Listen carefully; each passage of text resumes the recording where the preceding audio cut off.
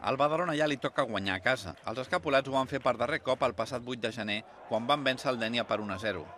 Davant tindran un equip amb molt menys pressupost que les temporades anteriors, però que està duent a terme una campanya molt notable i tan sols es troba a 4 punts del conjunt de Manolo Márquez.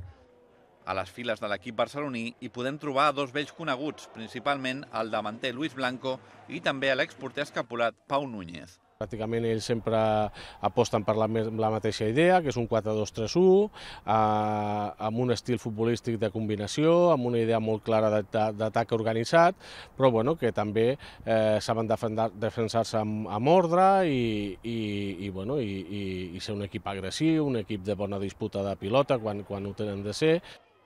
L'enfrontament tindrà lloc diumenge a les 12. Es podrà seguir per l'RCB i el xiularà l'àrbitre del comitè valencià Carbonell Hernández.